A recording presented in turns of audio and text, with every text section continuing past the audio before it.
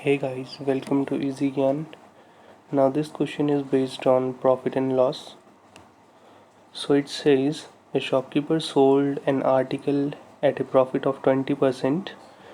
If he had bought it at 20% less and sold it at rupees 80 less, then he earns a profit of 25%. Find the cost price of the article.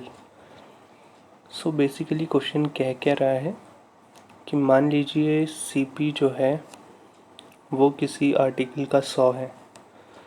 तो shopkeeper ने जब इसको बेचा तो इसने बेचते हुए क्या किया, 20% का प्रॉफिट अर्न किया। इट मीन्स 120 में ये गया। अब ये कहता है if he had bought it 20% less, यानी कि 100 में तो वैसे इसने ख़रीदा था, लेकिन अगर 20% कम में ख़रीदता तो इसको ये कितने का पड़ता, 80 का पड़ता।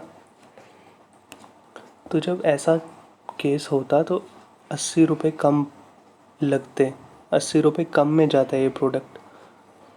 Then he earns a profit of 25% और इसको 25% का फ़ायदा होता। भाई 80 रुपये कम में जाता है, इसका मतलब 80 रुपये। ध्यान रखना ये चीज़ें जो हैं ये वाली ये यूनिट में है, ये यूनिट है, ये भी यूनिट है, ये भी यूनिट है। ये 80 रुपीज़ जो है ये क्या है, ये रुपीज़ में है, और ये ऊपर जो सर्कल वाले हैं ये सारी यूनिट में है। तो जब ये 80 होता तो 25% का यहाँ पे क्या दिख रहा है, प्रॉफिट दिख रहा है। 25% का प्रॉफिट मतलब 1/4 से ये बढ़ता, इसका मतलब 20 से बढ़ता तो 100 में जाता। अब देखिए अगर इन दोनों के बीच का मैं गैप देखूं तो ये है 20, और यही 20 बराबर है किसके, इस 80 के। इसका मतलब अगर मुझे CP चाहिए तो CP है 100।